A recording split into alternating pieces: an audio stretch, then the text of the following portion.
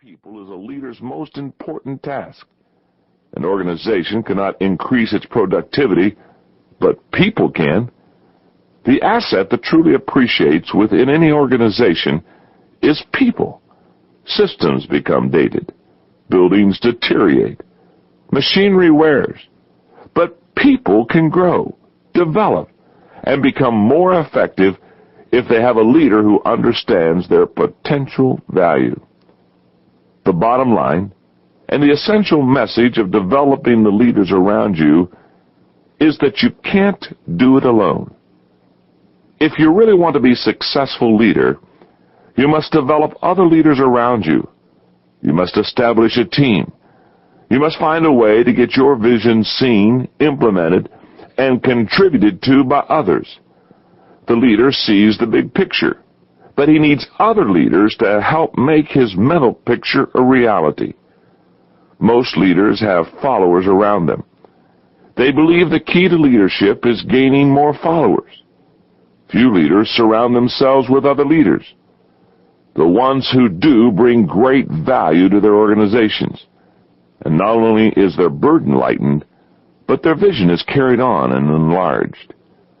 The key to surrounding yourself with other leaders is to find the best people you can, then develop them into the best leaders that they can be.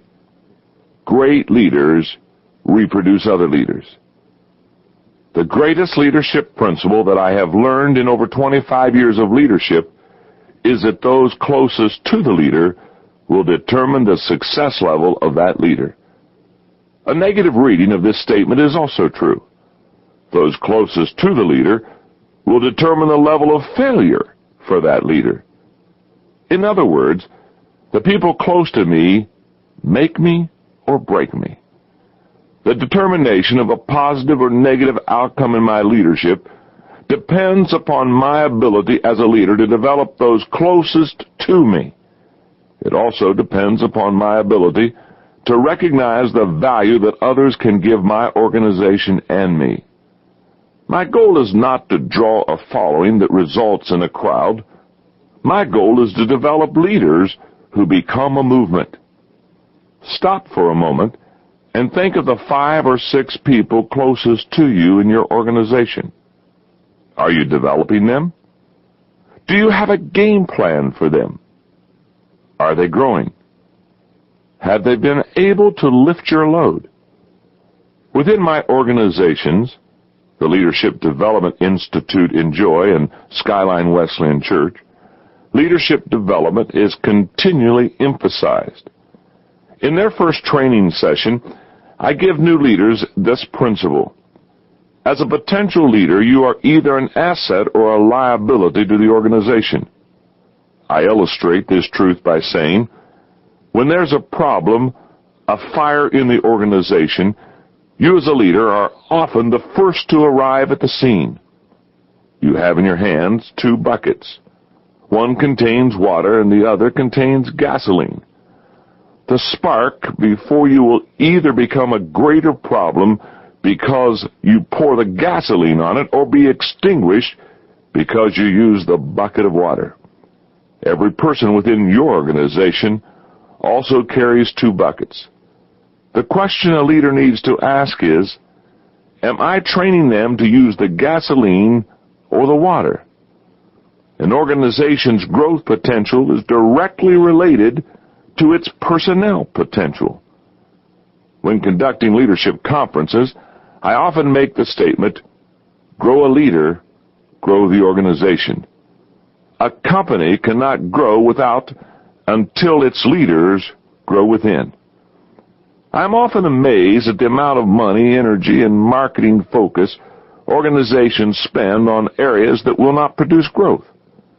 Why advertise that the customer is number one when the personnel have not been trained in customer service?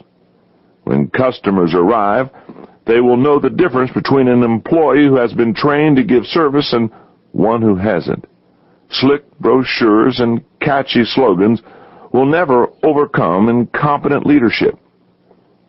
In 1981, I became senior pastor of Skyline Wesleyan Church in San Diego, California. This congregation averaged 1,000 in attendance from 1969 to 1981, and it was on an obvious plateau. When I assumed leadership responsibilities, the first question I asked was, why has the growth stopped? I needed to find an answer, so I called my first staff meeting and gave a lecture titled, The Leadership Line. My thesis was, leaders determine the level of an organization. I drew a line across a marker board and wrote the number 1,000. I shared with the staff that for 13 years the average attendance at Skyline was 1,000. I knew the staff could lead 1,000 people effectively. What I did not know was whether they could lead 2,000 people. So I drew a dotted line and wrote the number 2,000, and I placed a question mark between the two lines. I then drew an arrow from the bottom 1,000 line to the top 2,000 line and wrote the word change. When leaders changed positively, I knew the growth would become automatic. Now I had to help them change themselves, or I knew that I would literally have to change them by hiring others to take their place. Since 1981, I have given this lecture at Skyline on 3 occasions. The last time, the number 4,000 was placed on the top line. As I've discovered, the numbers change, but the lecture doesn't. The strength of any organization is a direct result of the strength of its leaders. Weak leaders equal weak organizations. Strong leaders equal strong organizations. Everything rises and falls on leadership. Potential leaders help carry the load. Usually leaders fail to develop other leaders either because they lack training or because they possess wrong attitudes about allowing and encouraging others to come alongside them. Often leaders wrongly believe that they must compete with people close to them instead of working with them. Great leaders have a different mindset. Management expert Peter Drucker was correct when he said, "No executive has ever suffered because his people were strong and effective. The leaders around me lift my load in many ways. Here are 2 of the most important ones. First, they become a sounding board for me. As a leader, I sometimes hear counsel that I don't want to hear but need to hear. That's the advantage of having leaders around you, having people who know how to make decisions. Followers tell you what you want to hear. Leaders tell you what you need to hear. I've always encouraged those closest to me to give me advice on the front end. In other words, an opinion before a decision is made has potential value. An opinion after the decision has been made is worthless.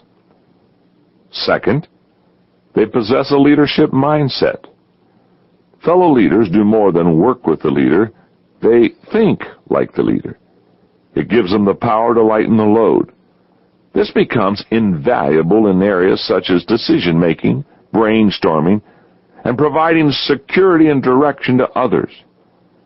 National opportunities and responsibilities often take me away from my local congregation. It is essential for me to have leaders who carry on effectively while I am gone. And they do. It happens because I have spent my life finding and developing potential leaders. The results are very gratifying. This leadership mindset of sharing the load is wonderfully demonstrated by, of all things, geese, as illustrated by Tom Warsham. When you see geese heading south for the winter flying along in a V formation, you might be interested in knowing that science has discovered why they fly that way. Research has revealed that as each bird flaps its wings, it creates an uplift for the bird immediately behind it. By flying in a V formation, the whole flock adds at least 71% greater flying range than if each bird flew on its own. People who share a common direction and a sense of community get where they are going more quickly and easily because they are traveling on one another's thrust. Whenever a goose falls out of formation, It suddenly feels the drag and the resistance of trying to go it alone. It quickly gets into formation to take advantage of the lifting power of the bird immediately in front. If we as people have as much sense as a goose, we will stay in formation, and so will those who are heading the same way we are. When the lead goose gets tired, he rotates back to the V and another goose flies the point. It pays to take turns doing hard jobs. The geese honk from behind to encourage those up front to keep up their speed. What do we say when we honk from behind? And finally, when a goose gets sick or is wounded by gunfire or falls out, two other geese fall out of formation and follow it down to help and protect it. They stay with the goose until it is either able to fly ahead or dead, and then they launch out on their own or with another formation to catch up with the group. If we have the sense of a goose, we will stand by each other like that. Whoever was the first to call another person a silly goose didn't know enough about geese. Leaders attract potential leaders. Birds of a feather really do flock together. I really believe that it takes a leader to know a leader, grow a leader, and show a leader. I've also found that it takes a leader to attract a leader. Attraction is the obvious first step. Yet I find many people in leadership positions who are unable to accomplish this task. True leaders are able to attract potential leaders because leaders think like them, leaders express feelings that other leaders sense, leaders create an environment that attracts potential leaders, leaders are not threatened by people with great potential. Unless you want to carry the whole load yourself, you need to be developing leaders. Leaders who mentor potential leaders multiply their effectiveness. Not long ago, at a conference where management expert Peter Drucker was speaking, 30 of my leaders and I were continually challenged to reproduce and mentor other leaders. Peter asked us, "Who will take your place?" He kept emphasizing, "There is no success without a successor." I left that meeting with one resolve. I was going to produce leaders who could reproduce other leaders. No longer was it enough to grow by adding leaders. Now my focus was upon multiplying those leaders. To accomplish this, I began to train my leaders to learn the fine art of setting parameters and priorities. I wanted them to gain a deep understanding of our goals and then go out into our organization and train others to someday replace them or help carry the load. The board of my organization has always been my focus when developing leaders.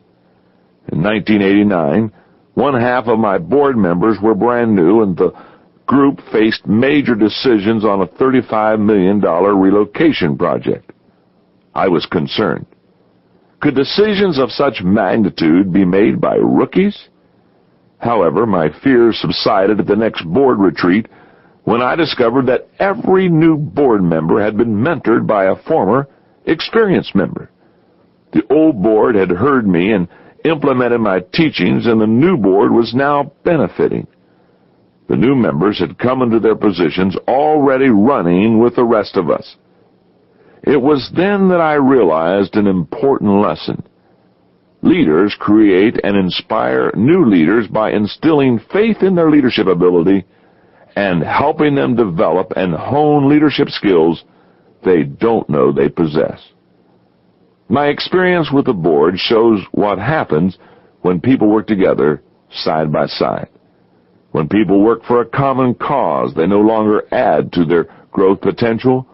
Their unity multiplies their strength. The following anecdote further illustrates my point. At a Midwestern fair, many spectators gathered for an old-fashioned horse pull, an event where various weights are put on a horse-drawn sled and pulled around the ground.